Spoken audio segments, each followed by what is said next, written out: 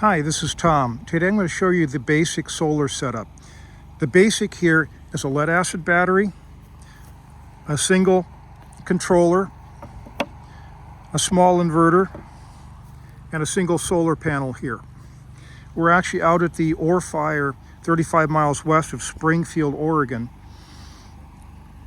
This is typically what we would put out at a staging area and put a base station on, a radio on to power that, or to power any number of other small things. The first thing you see we've done here is we put what we call an extender on here. We took a piece of copper pipe, 3-inch long piece of 1/2-inch pipe, stuck an inch of it in the vise, squished the living daylights out of it, and then we drilled an 11/32 hole in it. That way you can take a 1/4-inch stud or 5/16 inch stud and you're good to go. Well, how does that work? If we go over here, this is the modified Harbor Freight 57-325 panel. This is the one that we've put the, whoops, of course that's never happened before.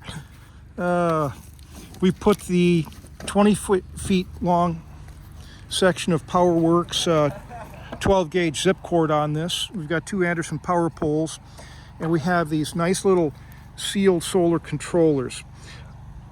Whatever you do, avoid the urge to go and get one of the fancier ones that has an LED or an LCD display on it. They're typically 25 or 30 bucks off eBay, and they don't work very well. I've had them fault, and when they faulted, they wound up cooking a battery. They went up to 15.67 volts and gassed it.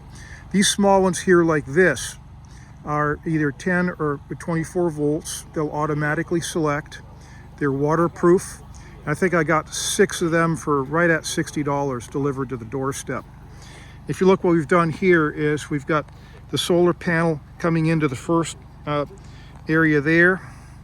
Battery is the second one, and then we've ignored the load part of here. We actually just took and put sleeving over that so it's unused. What you want to do is, instead of trying to pull your load off of here, you pull your load directly off the battery. That way you don't worry about cooking the controller because you pull too much power from it. For something small like this, these alligator clips and the terminals are fine, but anytime you want super reliable power, or if you put something out in the woods and you don't want somebody to bump into it and disconnect it, you'd want to have ring terminals and use these studs here. But for what this is doing, this is perfectly fine. The basic here, this is about a 100 amp hour battery. With lead acid, you can only pull this down to about 50% without damaging the battery. So if that's a kilowatt, basically you've got a 500 watt capacity that you can pull down. In an emergency, of course, you can pull it down all the way. Then you're right at about a kilowatt. But if you do that, you need to charge it up as soon as you can. The vast majority of lead acid batteries are not partial state of charge, meaning that if they're not fully charged, they're being damaged, they're being sulfated. This is, again, just a generic battery. At 50%, you've got a 500 charge discharge cycle life. And if you pull it down deeper than that, your lifetime is going to go down dramatically. That's basically it.